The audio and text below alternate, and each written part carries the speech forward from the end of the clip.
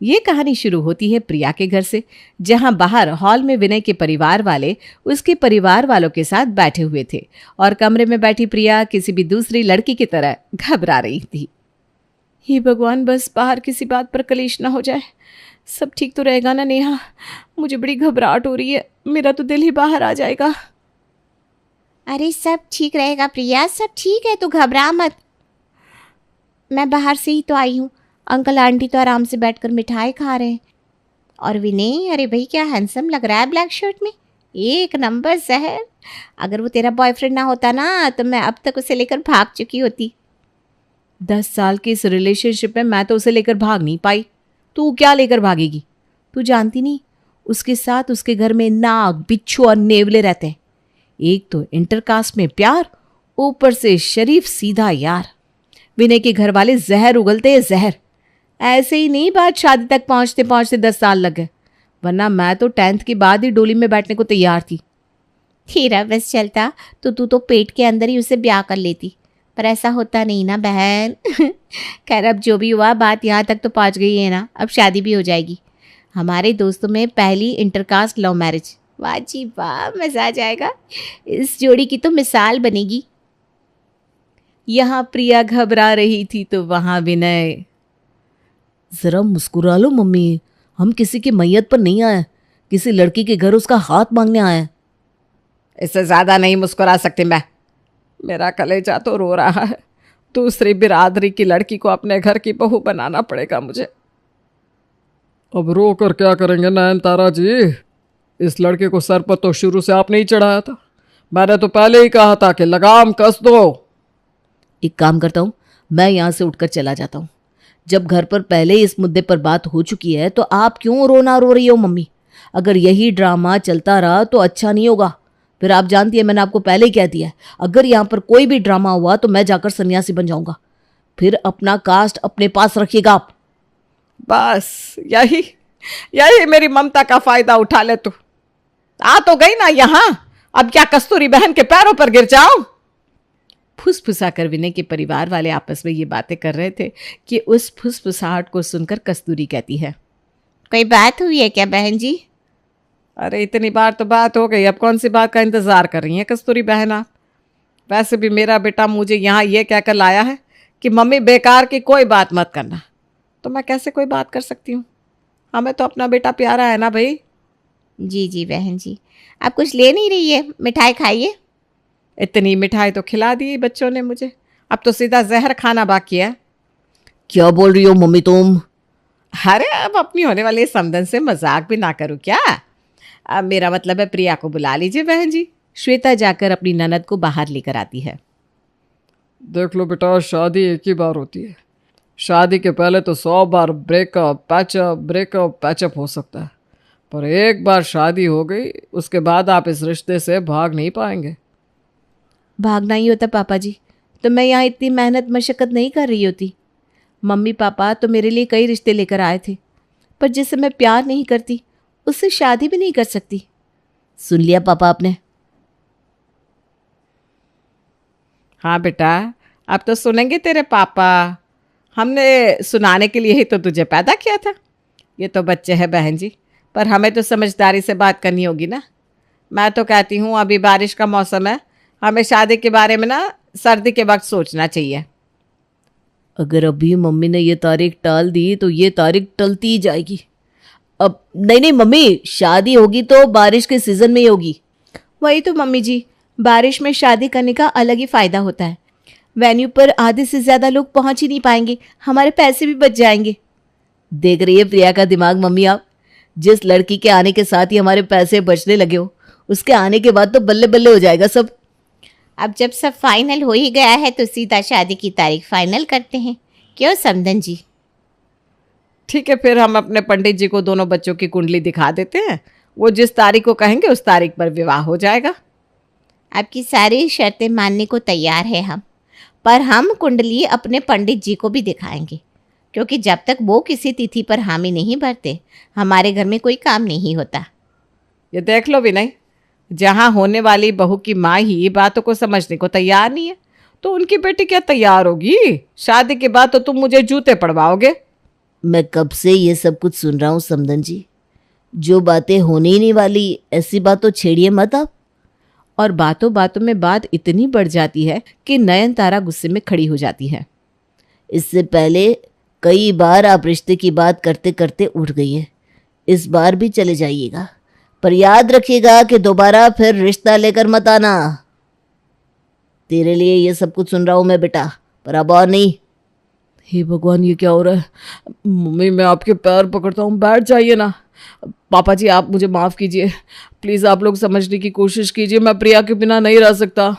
30 साल का तो मैं ऑलरेडी हो चुका हूँ, अब कब करूँगा शादी? देखिए, 10 मिनट का ब्रेक लेते हैं और फिर से डिस्कशन शुरू करते हैं। मुझे लगता है भूखे होने के कारण सभी को ज़्यादा गुस्सा आ रहा है। मैं लंच निकलवाती हूँ, आप सब ना डाइनिंग टेबल पर बैठ जाइए। पूरे लंच के वक्त प्रिया बस विनय को देखती रहती है और यही सोचती रहती है कि कैसे ये डिस्कशन ओवर हो और शादी की तारीख पक्की हो जाए। तभी नयनतारा कहती है, वैसे शादी में खर्च करते वक्त मुट्ठी बंद मत कर लीजिएगा भाई साहब। हमारी तरफ से कम 400 से 500 बाराती आएंगे, सबकी खातिरदारी होनी चाहिए। आप निश्चिंत रहिए समदन जी, सभी की खातिरदारी होगी। 400-500 क्यों, 1000 लोग लेकर आइए। 2 बच्चे ही तो है हमारे समदन जी। बेटी की शादी हो चुकी है और बस एक बेटी की बाकी है। इस शादी में हम किसी भी प्रकार की कसर नहीं छोड़ेंगे। भर भर के गिफ्ट जाएंगे हमारी तरफ से। खातिरदारी के बाद दूसरी बात यह है कि लड़की के परिवार से हमारी तरफ कुछ नहीं आना चाहिए, क्योंकि हम नहीं चाहते कि बाद में आप लोग हम पर इल्ज़ाम लगाए कि हमने लड़की वालों से बहुत ज़्यादा खर्च करवाया। एक ही तो बेटी है हमारी भाई साहब, अब उसकी शादी में भी हम दिल खोल कर खर्च ना करें। अरे मम्मी, जब वो लोग नहीं कह रहे खर्च करने को तो क्यों खर्च करना है तुम्हें? पैसा दबा कर रखो ना। विनय के पापा के पास बहुत पैसे हैं, मैं उनके पैसे उड़ा लूँगी, डोंट वरी। ठीक है, पर शादी तो लड़की की नियम से ही होती है, क्योंकि लड़की को विदा करने लड़का आ रहा है। हाँ आंटी, आप फिक्र मत कीजिए, शादी आप ही के नियम से होगी। और मैं तो कहता हूँ ना हल्दी ना मेहंदी ना सगाई, सब कुछ एक ही दिन करके ख़त्म कर देते। मैं नहीं चाहता किसी भी कारण कुछ भी प्रॉब्लम हो। और कहीं ये शादी कैंसिल ना हो जाए, इस डर से विनय शादी की सारी रस्मों को एक ही दिन पर फिक्स करवा लेता है। जैसे ही विनय का परिवार वापस निकलने जाता है, जोरों की बारिश शुरू हो जाती है। पर अगर वो लोग बारिश के कारण जरा सी भी देर और प्रिया के घर रुकते तो शायद फिर से शादी कैंसिल हो जाती। इसलिए विनय बारिश में ही वापस अपने घर के लिए निकल जाता है। जिस शादी में रिश्ते की बात में इतना हंगामा हो रहा है, वो शादी होगी कैसे? और आखिरकार वो दिन आ ही जाता है जिस दिन विनय घोड़ी चढ़ने वाला था और प्रिया की डोली उठने वाली थी। सुबह सुबह जैसे ही प्रिया की आंख खुलती है, वो देखती है जोरों की बारिश हो रही है। इतनी तेज बारिश हो रही है, मुझे तो लगा था कि रात भर हुई बारिश सुबह तक बंद हो जाएगी मम्मी। वही ना बेटा, लड़की के यहाँ से हल्दी भी आनी है और रास्ते में हर तरफ पानी भरा हुआ है। बहुत काम बाकी है। मेहंदी वाली कैसे पहुँचेगी इतने बारिश में, मुझे तो कुछ समझ में नहीं आ रहा। मुझे नहीं लगता कि ये बारिश रुकने वाली है आंटी जी। मैं तो कहती हूँ मेहंदी वाले का इंतज़ार करने से कोई फ़ायदा नहीं है। जिसे भी मेहंदी लगानी आती हो वो आपस में एक दूसरे को मेहंदी लगा दे। ठीक है, तो फिर तू ही मुझे जल्दी से मेहंदी लगा देना। यहाँ जहाँ दुल्हन की हालत ख़राब थी, वहाँ दूल्हे के घर के माहौल भी कुछ ठीक नहीं थे। हल्दी तो मुझे चढ़ गई, अब मेरी इस हल्दी को लेकर जल्दी से ड्राइवर भैया आप बुआ जी को लेकर प्रिया के घर चले जाइए, बेचारी इंतज़ार कर रही होगी। हाँ हाँ बेटा, जा रही हूँ, इतना हड़बड़ा क्यों रहा है तू? और जब इतनी ही टेंशन थी तो बारिश के मौसम में शादी की तारीख निकलवानी ही नहीं चाहिए थी। सुबह से बारिश हो रही है, देख लीजिए भाभी, शादी तो होगी कि नहीं? क्योंकि इतनी बारिश में पंडित जी भी कैसे पहुँचेगा, ये भी तो टेंशन वाली बात है। विनय और प्रिया अपने अपने घरों पर बाकी सारी रस्म कर लेते हैं और फिर बजते हैं शाम के 6। दुल्हन तैयार होकर अपने घर से वेन्यू पर पहुंचती है तो वहां दूल्हा भी अपने घर से निकलने को तैयार था। इतनी बारिश में घोड़ी वाला ही नहीं आया। कितने शौक पाले थे मैंने अपने बेटे के लिए कि घोड़ी चढ़कर बारात लेकर जाएगा, पर यहाँ तो बारिश ही नहीं रुक रही। और करो बारिश के मौसम में शादी। तो घोड़ी नहीं आए तो ना आए, मेरी शादी घोड़ी से हो रही है या प्रिया से? मैं गाड़ी में बैठकर निकल रहा हूँ, आप लोग आ जाइएगा। और इतनी बारिश में सभी शादी के वेन्यू पर पहुंचते हैं। दूल्हा जाकर स्टेज पर बैठ जाता है। तभी शादी में आया हुआ एक गेस्ट महेश स्टेज पर आकर उससे कहता है, अगर शादी बारिश में रखी है तो गेस्ट के आने जाने का इंतज़ाम भी करवाना चाहिए था आपको भाई साहब। बताइए, जिसके पास गाड़ियां हैं वो तो बिना किसी प्रॉब्लम के आराम से आ रहे हैं, हम जैसों का क्या होगा ये तो सोचिए। वो तो आपसे बहुत अच्छे संबंध हैं मेरे, वरना इतनी बारिश में कोई अपने सगे संबंधियों के यहाँ भी ना जाए। बिल्कुल सही कह रहे भाई साहब आप। इतनी बारिश में शादी में पहुंचना मुश्किल नहीं, नामुमकिन लग रहा है। बाप रे बाप, इतनी बारिश तो मैंने अपनी लाइफ में कभी नहीं देखी। विनोद भाई साहब, लगता है दुल्हन कढ़ाई में खाना खाती होगी बचपन में, जो शादी में उसकी इतनी बारिश हो रही है। क्यों विनय, तू भी कढ़ाई में खाना खाता था क्या? ये लीजिए भाई साहब, मैं ये 500 का लिफाफा लाई थी, पर इतनी बारिश में ना लिफाफा दिख रहा है ना नोट। पानी से ना खराब हो गया, बेकार में नुकसान हो गया।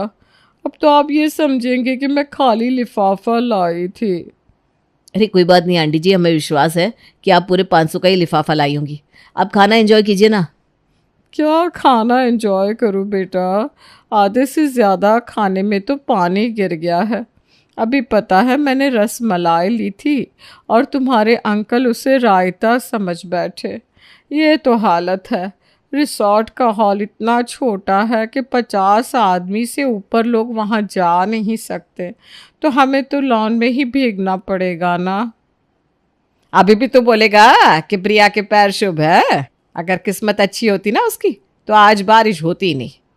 बड़े भाग्य इसी वक्त दिखते हैं बहू के बेटा। बारिश का मौसम है मम्मी, साइक्लोन आया हुआ है। पिछले 3 दिनों से बारिश रुकी ही नहीं, तो इतना बड़ा भाग्य वो कैसे लेके आएगी कि बारिश के मौसम में धूप आ जाए। स्टेज पर बैठा विनय अपनी दुल्हन के आने का इंतजार कर रहा था। तभी उसकी नज़र दरवाजे की ओर पड़ती है, जहां से एक हाथ में छाता लिए और दूसरे हाथ से अपना लहंगा पकड़े इतने कीचड़ में लॉन को पार करती हुई दुल्हन की तरह सजी प्रिया स्टेज की ओर बढ़ रही थी। प्रिया को देखकर विनय के जान में जान आती है। लीजिए मम्मी, आप कह रही थी ना कि प्रिया मुझे धोखा दे देगी और पूरे समाज में मेरी बदनामी हो जाएगी। हो गई बदनामी? नहीं ना, इतनी बारिश में भी आ गई है मेरी प्रिया। ओहो, बेचारी का तो पूरा मेकअप ही धुल गया है। मेकअप लगाया ही नहीं है बहू ने शिल्पा जी। अब इतनी बारिश में कौन है उसके चेहरे को देखेगा, इसलिए लगता है लड़की वालों ने पैसे बचा लिए यहाँ पर। या फिर ये भी तो हो सकता है ना, मेकअप आर्टिस्ट ना पहुंची हो बारिश के कारण। वो पहुँचे ना पहुँचे, पंडित जी पहुँच जाए तो गनीमत है भाई। और सभी लोगों की बातें जैसे जैसे प्रिया के कानों में जा रही थी वो और ज़्यादा घबराती जा रही थी। भाभी, आप पंडित जी से बात कीजिए ना, उनके बिना शादी कैसे होगी। ऐसे ही विनय के परिवार वाले शादी को रुकवाना चाहते हैं। मैं नहीं चाहती कि शादी होते होते रुक जाए। अरे तू फिक्र मत कर, मैंने तेरे भैया को भेजा है, वो पंडित जी को ले आएंगे। इतना ताना बाना, इतनी टेंशन और इतनी बारिश में चुनिंदा गेस्ट के साथ विनय और प्रिया स्टेज पर बैठे बारिश रुकने का इंतजार कर रहे थे। शादी का मंडप भी लॉन में बंधा हुआ है, अग्निकुंड भी वहीं तैयार किया गया है। ये सब कुछ हमारे साथ ही क्यों होना था। अरे भाई, इसमें हमारी गलती नहीं है, ये तो कोइंसिडेंस है बाबू। और थोड़ा डेकोरेटर का फॉल्ट भी है। उसे पता ही था कि बारिश का मौसम है, तो मंडप तो कम से कम हॉल में लगाना चाहिए था। होने वाले दुल्हा दुल्हन आपस में बात कर रहे थे, तभी हड़बड़ाकर भागती हुई कस्तूरी वहां आती है। बेटा, तेरा भाई लौट आया है पर अकेला। आगे जाकर रास्ता रोक दिया गया है। पानी खतरे की रेखा से ऊपर आ गया था। वो पंडित जी तक पहुंच नहीं पाया बेटा। पंडित जी नहीं आ पाएंगे। मुझे माफ कर दे बेटा, तेरी माँ हार गई। क्या? फिर शादी कैसे होगी? ये मत बोली मम्मी जी, कहीं भैया मजाक तो नहीं कर रहे? पंडित जी बाहर ही होंगे। तुम टेंशन ना लो प्रिया, तुम जानती हो ना भैया का नेचर। मैं अभी लाता हूँ पंडित जी को। तभी वहां लड़के की माँ आती है। अरे वाह, नहीं आ रहे पंडित जी? अब मेरा मतलब है, ये तो बहुत बुरा हुआ बेटा, खुद को संभाल तू। इस बार तो हम पर इल्ज़ाम भी नहीं लगाया जा सकता, हमने तो हामी भर दी थी ना। ये सुनते ही प्रिया फूट फूट कर रोने लगती है, पर अब वो कर भी क्या सकती थी। इतनी कोशिशों के बाद भी शादी नहीं होने वाली थी। तभी श्वेता कहती है, लगता है आप सब भूल गए, ब्राह्मण के घर की बेटी हूं मैं। पंडित जी नहीं है तो क्या हुआ, मैं तो हूं। पापा के साथ रह रहकर मैंने सब सीख लिया था। मुझे शादी के सारे मंत्र आते हैं, फेरे मैं ही करवा दूंगी। भाभी आप, ए भगवान तूने लाज रख ली। सभी को पता चलना चाहिए दामाद जी कि इंटरकास्ट मैरिज का फायदा भी कम नहीं होता। मैं दूसरे कास्ट की थी तो आज फायदा हो गया ना। ब्राह्मण की बेटी हूं, जो कह दिया सो कह दिया। आप प्रिया के साथ फेरों के लिए बैठ जाइए। मुहूर्त शुरू हो गया है, मैं मंत्र शुरू करती हूँ। अब तो चाहे दुनिया इधर की उधर क्यों ना हो जाए, शादी आज ही होगी। और कमर पर अपनी साड़ी बांधे श्वेता मंत्र पढ़ना शुरू कर देती है। देखिए भाभी जी, प्रिया की भाभी भी लव मैरिज करके आई थी। आज उनके कारण ये शादी मुमकिन हो पा रही है। हर चीज़ के अपने अपने फ़ायदे होते हैं। शादी संपन्न हुई। आज से आयुष्मती प्रिया और आयुष्मान विनय पति पत्नी हुए। अब दुल्हा दुल्हन सभी बड़ों का आशीर्वाद ले ले। और आखिरकार इतनी बारिश में नयनतारा के घर उनकी बहू पहुंच ही जाती है। बारिश में नई बहू की गृह प्रवेश के लिए तैयार रहे नयनतारा जी। अब तो मुस्कुरा दो मम्मी। अरे चल, मुस्कुरा दिया। अगर हम कोशिश करें तो सब कुछ मुमकिन है। अगर इतने सारे प्रॉब्लम्स को देखकर प्रिया या विनय में से कोई भी पीछे हट जाता तो ये शादी कभी नहीं हो पाती। मगर उन दोनों ने एक दूसरे का हाथ ऐसे कस के पकड़ के रखा कि वो हमेशा के लिए एक दूसरे के हो गए। ओफो, आज फिर से सुबह से ही बारिश होने लगी। ऐसे कैसे काम चलेगा। पूरे गांव में सुनीता की पानी पूरी मशहूर थी। जब भी वो गली में अपना ठेला लेकर निकलती, उसकी पानी पूरी खाने के लिए आसपास भीड़ जमा हो जाती। मगर पिछले कुछ दिनों से बरसात ने उसकी हालत खराब कर रखी थी। वापस खाली हाथ घर लौटी हूँ आज। मुश्किल से 20 रुपए की पानी पूरी बिकी है बस। ये तो कुछ भी नहीं है। सुनीता ख्यालों में खोई थी और तभी सुनीता की बेटी सिम्मी उसे कहती है, अम्मा क्या मस्त बारिश हो रही है बाहर, मैं भुट्टा खाने जाऊं? चुप, एक तो भुट्टे वालों की वजह से हमारा काम रुका हुआ है और तू उन्हीं दुश्मनों का फायदा कराने जा रही है। अरे अम्मा, अब तुम्हारी पानी पूरी नहीं बिक रही तो इसमें उनकी क्या गलती, मुझे तो खाने जाने दो। कहीं नहीं जाना, अभी मैं ठेला लेके जा रही हूँ पानी पूरी बेचने। तू घर पर रह के घर का ध्यान रख। क्या ही फायदा जाने का, पानी पूरी तो बिकने वाली है नहीं और तुम अभी तो वापस घर आई हो। मरूंगी अभी। चुप चुप बोल। अगर ये नहीं बिकी तो इस महीने हमारा बुरा हाल हो जाएगा, घर में पैसे भी नहीं आएंगे। अच्छा ठीक है, जाओ फिर, लेकिन जाने से पहले कुछ खिला के तो जाओ। आज ज्यादा पैसे नहीं मिले, थोड़ा सा धनिया मिर्च खरीद कर लाई हूँ। चल चटनी बना देती हूँ, रोटी खा लेना उससे। ठीक है माँ, जैसा तुम कहो। सुनीता अपनी बेटी सिम्मी के साथ अकेले रहती थी और वो बहुत गरीब थी। बहुत मुश्किलों से उसने पानी पूरी का ये ठेला लगाना शुरू किया था, लेकिन बारिश ने आकर सब बिगाड़ दिया था। बारिश में लोगों ने उसकी पानी पूरी खाना ही बंद कर दिया था। फिर भी वो हार नहीं मान रही थी। बारिश में ही अपना ठेला लेकर निकल पड़ी। अरे आ गई रे आ गई, देखो मशहूर पानी पूरी वाली आ गई। आओ और चटपटे पानी के बताशे खाओ। लेकिन कोई भी अपने घर से पानी के बताशे खाने के लिए नहीं निकलता। आखिर में सुनीता उसी जगह पर जाकर अपना ठेला खड़ा कर देती है जहां वो अक्सर खड़ी होती थी।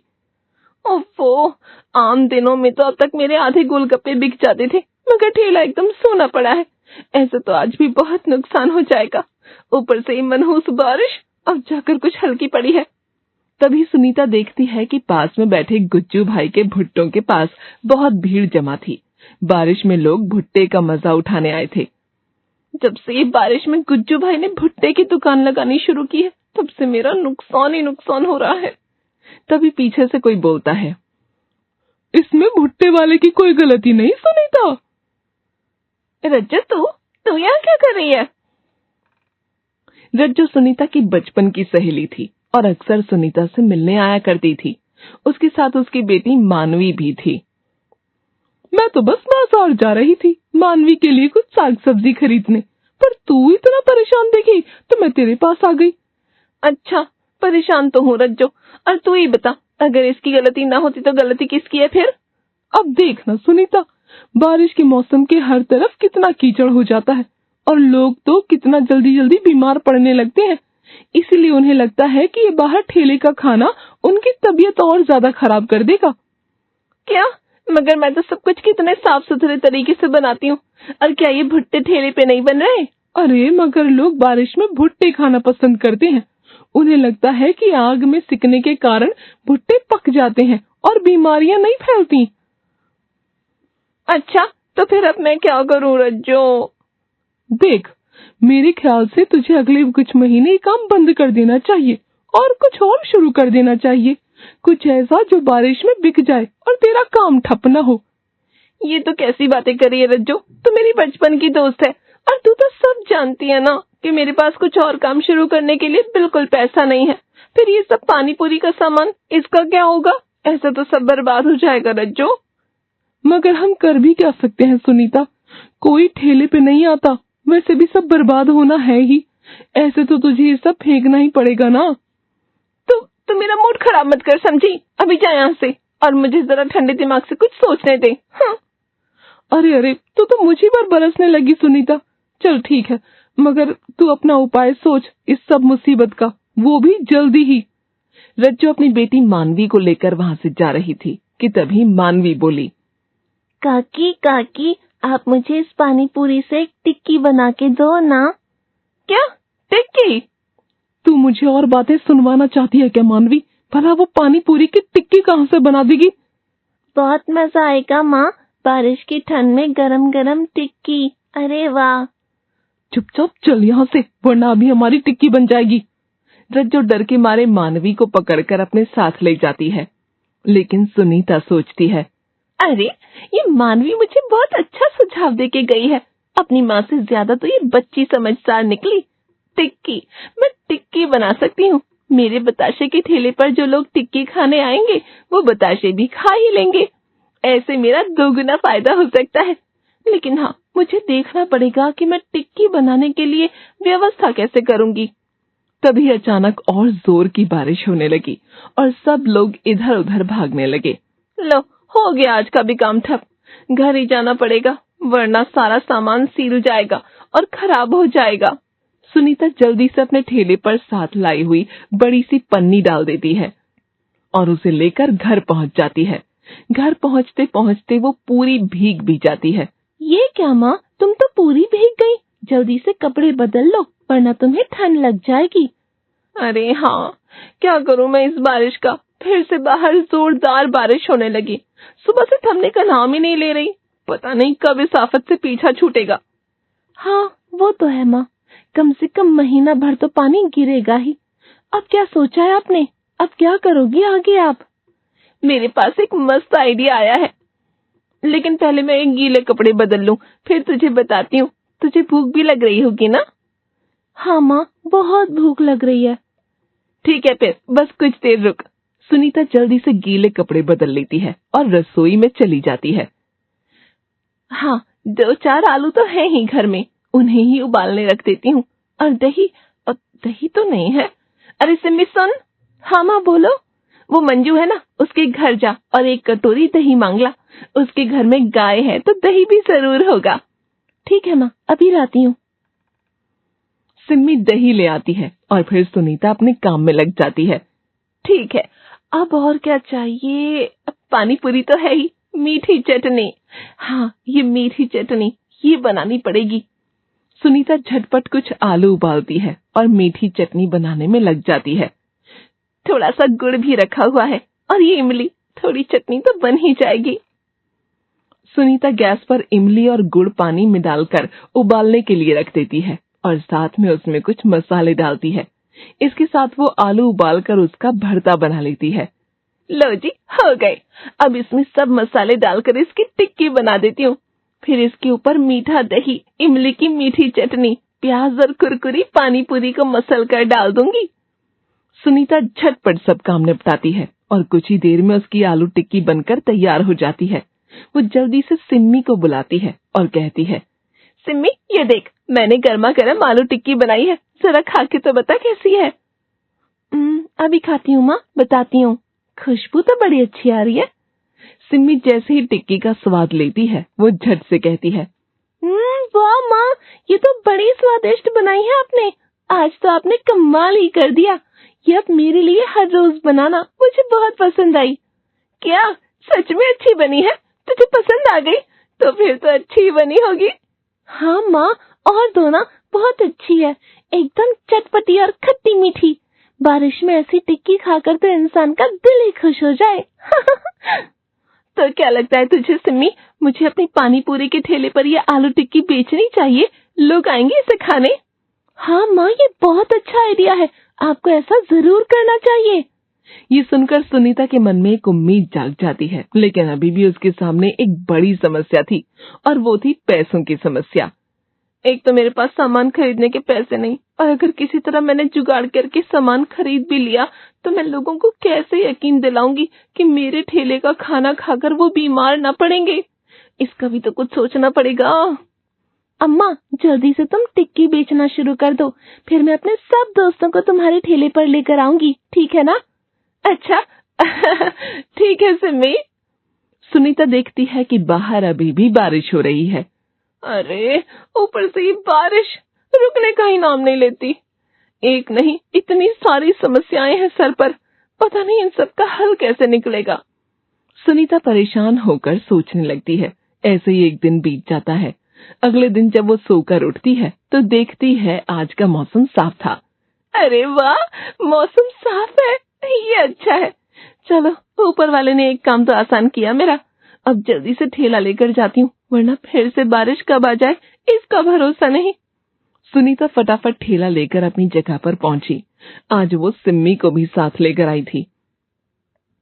यहीं रुकना सिम्मी, मैं अभी आती हूँ। सुनीता पास की गली में सब्जी बेचने वाले मनोज के पास गई। कैसे हो मनोज भाई? अच्छा हो सुनीता बहन, बताओ कौन सी सब्जी दूं? भाई, आज मुझे थोड़ी ज्यादा सब्जी चाहिए, कम से कम 5 किलो आलू, लेकिन पैसे मैं आपको शाम तक दूंगी। अच्छा, वैसे ऐसे मैं किसी को सब्जी